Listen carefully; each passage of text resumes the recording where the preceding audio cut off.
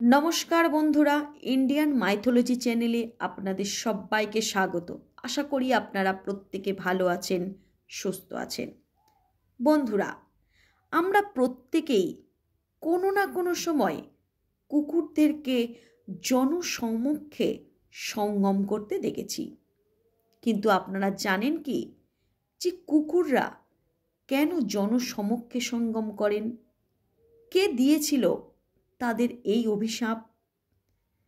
আমরা মহাভারতে নানা রকম অভিশাপের কথা জানতে পারি।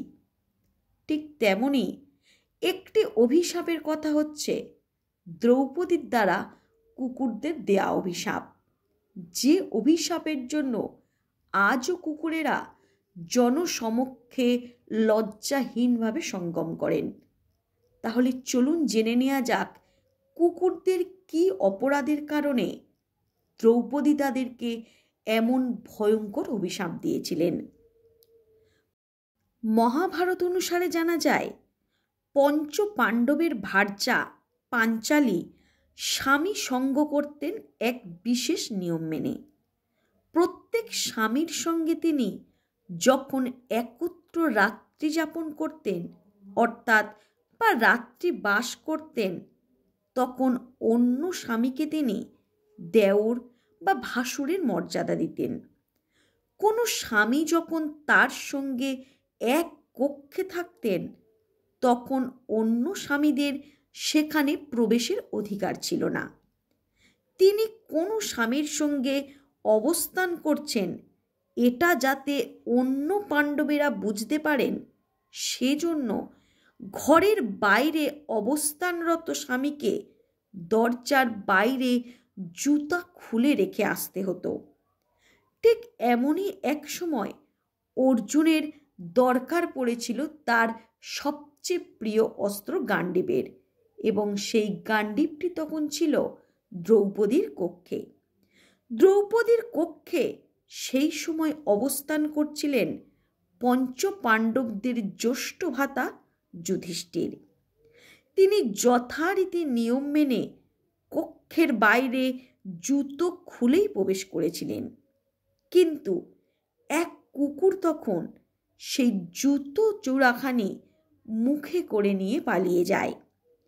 এমন সময়ে যখন অর্জুন তার প্রিয় গান্ডীব নেয়ার জন্য দ্রৌপদীর কক্ষে প্রবেশ করতে যান, তখন তিনি দেখেন যে তার ঘরের সামনে কোনো জুতা নেই।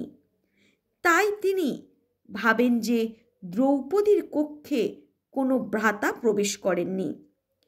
কিন্তু সেই না ভেবেই তিনি হঠাৎই দ্রৌপদীর কক্ষে প্রবেশ করেন এবং দেখেন যে জ্যেষ্ঠ ভ্রাতার সঙ্গে দ্রৌপদী ঘনিষ্ঠ অবস্থায় আছেন। দ্রৌপদী তখন অর্জুনকে তার শর্ত ভঙ্গের জন্য ভীষণভাবে তিরস্কার করেন এবং তিনি তাকে 12 বছরের জন্য নির্বাসনে যেতে বাধ্য করেন। কিন্তু শীঘ্রই তিনি জানতে পারেন যে একটি কুকুরের জন্যই তার এত বড় ভুল হয়েছে, এবং এই কুকুরের কারণেই অর্জুন না জেনে পাঞ্চালীর কক্ষে প্রবেশ করেছিলেন। তখন তিনি সমগ্র কুকুর জাতিকে এই মর্মে অভিশাপ দেন যে তারা জনসমক্ষে সঙ্গম করবে, এবং এই কারণের কাছে তারা মানুষের কাছেও অপদস্থ হবে। মানুষদের ঢিল, ইট, পাথর তাদের খেতে হবে। এই ছিল পাঞ্চালীর দেয়া কুকুরদের প্রতি অভিশাপ। তো বন্ধুরা, আজকে আপনারা সবাই দেখেছেন কুকুরদের জনসমক্ষে সঙ্গম করতে, আর এই ছিল দ্রৌপদীর দেয়া কুকুরের অভিশাপ, যার কারণে কুকুরেরা আজও সেই ফল ভোগ করছে। তো বন্ধুরা, আপনারা জানতে পারলেন যে কুকুরকে কেন জনসমক্ষে সঙ্গম করতে হয়। আমার এই ভিডিওটি যদি আপনাদের ভালো লেগে থাকে, তাহলে অবশ্যই আপনারা আমার চ্যানেলের পাশে থাকুন, আমার চ্যানেলটিকে সাবস্ক্রাইব করুন এবং পছন্দ হলে লাইক, কমেন্ট এবং শেয়ার করুন নানা নতুন নতুন তথ্য পাওয়ার জন্য।